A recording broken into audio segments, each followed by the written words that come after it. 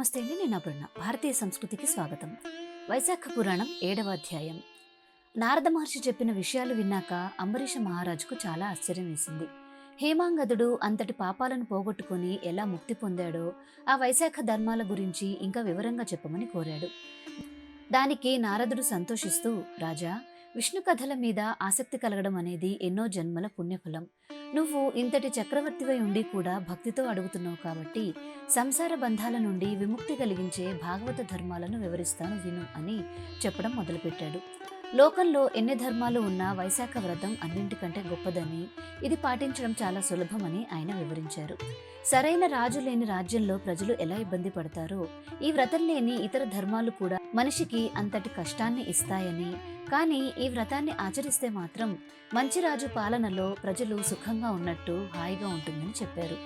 వైశాఖ మాసంలో చేయాల్సిన దానాల గురించి చెప్తూ, నీళ్లతో నిండిన పాత్రలు ఇవ్వడం, దారిలో చలివేంద్రాలు ఏర్పాటు చేయడం, చెప్పులు, గొడుగులు, విసనకర్రలు దానం చేయడం చాలా ముఖ్యమని నారదుడు తెలిపారు.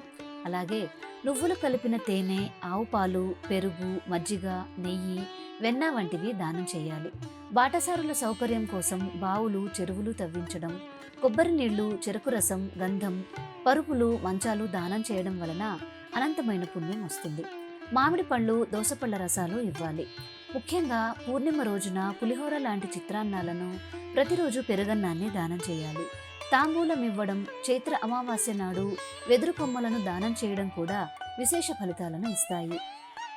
ఈ కాలంలో దొరికే ఏ రకమైన పూలనైనా పండ్లనైనా విష్ణువుకు సమర్పించి దానం చేయాలని ఆయన వివరించారు. దైనందిన నియమాల విషయానికి వస్తే, రోజు సూర్యోదయానికి ముందే స్నానం ముగించి శ్రీ మహావిష్ణువును పూజించి ఆయన కథలను వినాలి. వైశాఖంలో నూనె రాసుకొని స్నానం చేయకూడదు. కేవలం ఆకుల్లోనే భోజనం చేయాలి.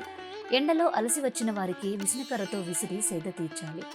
రోజు పూలతో దేవుడిని పూజించడం, పళ్ళు, పెరుగన్నాన్ని నైవేద్యంగా పెట్టడం, గోవులకు గడ్డి వేయడం వంటివి తప్పనిసరిగా చేయాలి.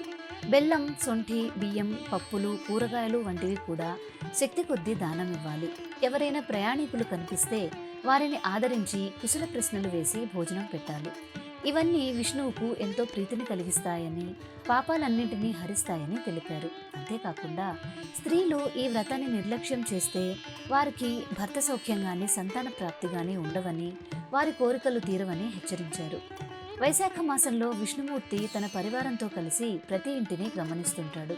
ఈ సమయంలో పూజలు చేయని వారు దేవుడి కోపానికి గురై నరకానికి వెళ్తారు. కాబట్టి ఆకలితో ఉన్నవారికి అన్నం, దాహం వేసిన వారికి నీళ్లు ఇవ్వడం మనిషి కనీస ధర్మం. నీళ్లు, అన్నం అనేవి ప్రాణాలకు ఆధారం కాబట్టి వాటిని దానం చేసేవారికి విష్ణువు సకల భోగభాగ్యాలను ఇచ్చి మోక్షాన్ని ప్రసాదిస్తాడు.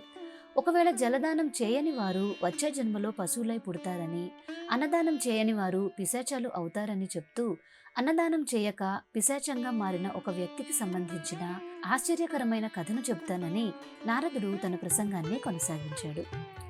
వైశాఖ పురాణం 7వ అధ్యాయం సంపూర్ణం. మీకు ఈ వీడియో నచ్చినట్లయితే లైక్ చేసి మన భారతీయ సంస్కృతి ఛానల్ని సబ్స్క్రైబ్ చేసుకోండి. మిగిలిన అధ్యాయాలను కూడా తప్పనిసరిగా చూడాలి అనుకుంటే బెల్ ఐకాన్ని యాక్టివేట్ చేసుకోండి. తిరిగి రేపటి పురాణంలో మళ్ళీ కలుసుకుందాం. నమస్కారం.